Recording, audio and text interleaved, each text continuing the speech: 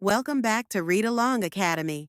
If you're new here, don't forget to check out our Chapter 1 study guide and the Chapter 2 Read Along video, both available on our channel.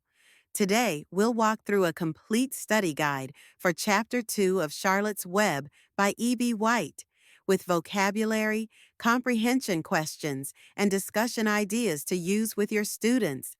Let's get started. In Chapter 2, we see Fern raising Wilbur with love and care. She feeds him bottles of milk, takes him for walks, and even pushes him around in her doll carriage when he gets tired. Wilbur loves being with Fern and follows her everywhere. Life is peaceful and full of joy for Wilbur until Mr. Arable decides that Wilbur is getting too big to keep. Fern is heartbroken, but the family arranges for Wilbur to move to her Uncle Homer Zuckerman's farm. It's a big change in Wilbur's young life. Now, let's go over some important vocabulary words from this chapter. Listen carefully and feel free to pause and repeat. Snout, the long nose of some animals like pigs. Example, Wilbur used his snout to poke the straw and make a tunnel. Enchanted, filled with delight or wonder.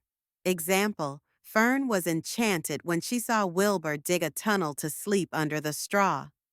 Appetite, a natural desire for food. Example, as Wilbur grew bigger, his appetite increased and he started eating scraps of food. Manure, animal waste used to fertilize soil.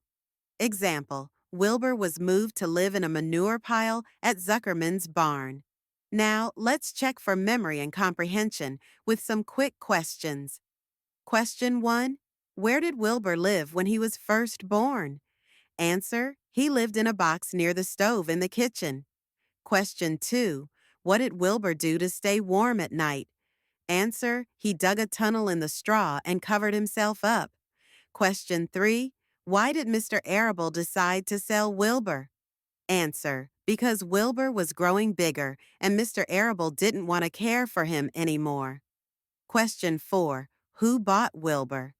Answer, Fern's Uncle Homer Zuckerman bought him for $6. Now let's move on to a few open-ended discussion questions that you can use with your students to spark conversation. First question, how do you think Fern felt when Wilbur had to leave her home? Possible answer, Fern likely felt very sad and heartbroken because she loved Wilbur like a baby. Second question, why do you think Mr. Arable insisted on selling Wilbur, even though Fern cared so much about him? Possible answer, Mr. Arable thought practically about the responsibilities of raising a pig and knew Wilbur needed a bigger home.